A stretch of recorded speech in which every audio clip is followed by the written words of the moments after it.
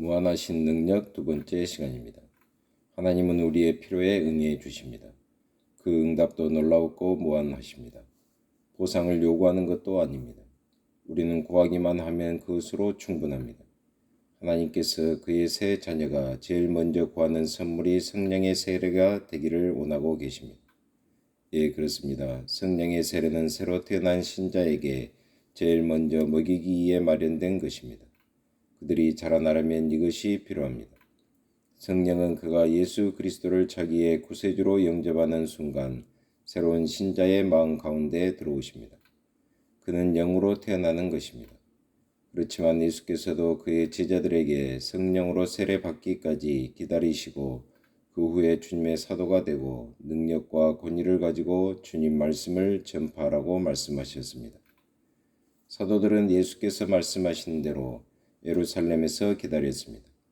그런데 오순절에 호련히 하늘로부터 급하고 강한 바람 같은 소리가 있어 저희 앉은 온 집에 가득하며 불의 혀같이 갈라지는 것이 저희에게 보여 각 사람 위에 임하여 있더니 저희가 다 같이 성령의 충만함을 받고 성령이 말하게 하심을 따라 다른 방언으로 말하기를 시작하니라. 사도행전 2장 2절로 4절. 이것이 그리스도인의 시초입니다. 온전치 못하였던 제자들이 이제는 겁이 없고 용맹한 사도들이 되었습니다. 그들은 즉시 능력과 권위를 가지고 복음을 전파했으며 예수님의 행하셨던 기적을 그들도 행할 수 있게 되었습니다. 예수님께서는 내가 진실로 진실로 너희에게 이르노니 나를 믿는 자는 나의 하는 일을 저도 할 것이요 또한 이보다 큰 것도 하리니 이는 내가 아버지께로 감이라. 요한복음 14장 12절. 새로이 믿기로 결심한 신도들이 수천으로 늘었습니다. 사도행전에도 기록되어 있듯이 성령의 세례가 회개한 자에게 그 자리에서 즉시로 내려짐을 알 수 있습니다. 베드로가 가이사랴 빌립보 지방의 고넬료 집에서 설교할 때에는 성령이 말씀을 듣는 모든 사람에게 내렸습니다. 사도행전 10장 44절. 사마리아 사람 가운데에는 복음을 듣고 예수님을 구세주로 믿기로 작정하고 물로 세례를 받은 사람이 많이 있습니다. 베드로와 요한은 새로운 신도들에게 잠시 기다리라든가 성경을 연구하고 기도해서 마음의 준비를 갖추라고 이야기하지는 않았습니다.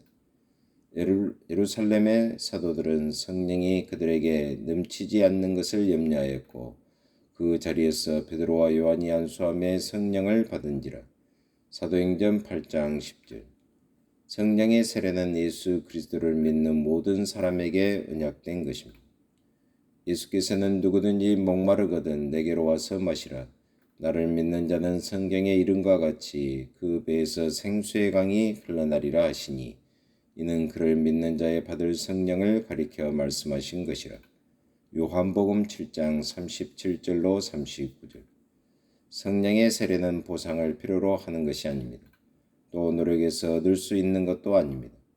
우리에게 구원을 약속하신 예수님께서 성령도 또한 준비하셨습니다. 내가 아버지에게 구하겠으니 그가 또 다른 보혜사를 너희에게 주사 영원토록 너희와 함께 있게 하시리니 저는 진리의 영이라. 요한복음 14장 16절 17절. 예수님은 성령을 보내주신 분입니다. 그는 우리에게 성령으로 세례를 베푸십니다. 세례 요한이 요단강에서 물로 세례를 베풀고 있을 때 하나님께서는 그에게 성령이 내려서 누구 위에든지 머무는 것을 보거든 그가 곧 성령으로 세례를 주는 이인 줄 알라고 말씀하셨습니다.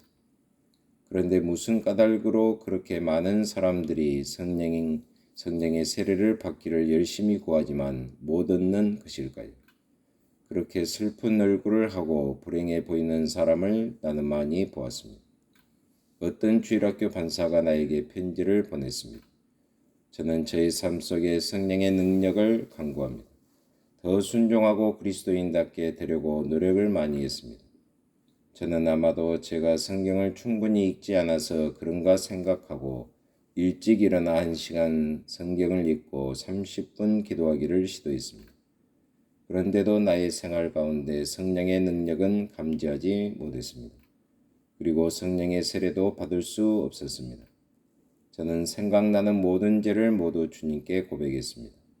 그리스도인이 된 지 20년이 지났지만 저에겐 아직 그리스도인의 미덕이 부족한가 봅니다. 제가 정말 구원을 받았는지조차도 의심이 될 때가 있었습니다. 이런 사람들은 앞에서 말한 어린아이와 같습니다. 자기에게 주어진 음식을 받아 먹기에 합당하도록 스스로 성장하려고 구석진 모퉁이에서 노력하고 있는 바로 그런 어린아이입니다.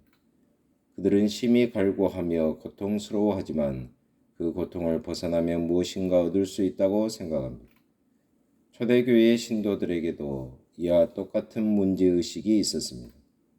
그들은 하나님의 선물을 받기 위해서는 그들 자신이 의롭다 함을 얻어야 한다고 생각했습니다. 어리석도다 갈라디아 사람들아, 예수 그리스도께서 십자가에 못 박히신 것이 너희 눈앞에 보이거늘 누가 너희를 깨더냐?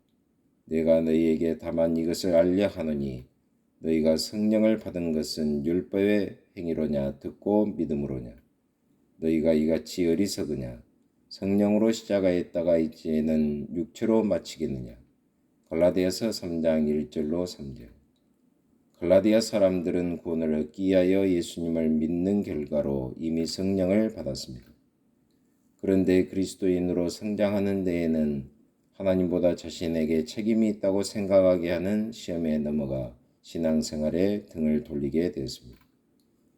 자만과 시험이 그리스도인의 모든 영적 생활 속에 숨어 있어서 그리스도인으로서의 성장을 저해하기도 합니다. 사단은 두 가지 방법으로 우리를 유혹합니다. 그는 보시오, 당신은 신령해지고 있습니다. 조금만 더 노력하면 권능을 얻게 될 것입니다. 하거나 당신은 너무 약하고 비참하군요.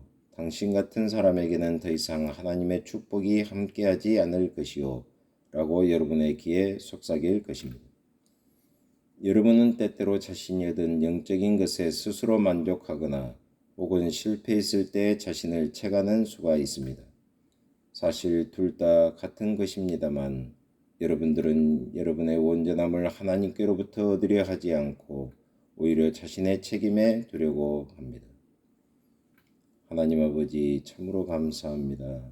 오늘도 주님과 동행하는 하루가 되게 해주시고 모든 것들이 하나님께로부터 온다고 하는 것을 저희들이 주목하면서 성령세를 받기 위해서 정말 하나님께 매달려 기도하는 하루가 되게 하여 주옵소서. 예수 그리스도의 이름으로 기도하옵나이다. 아멘.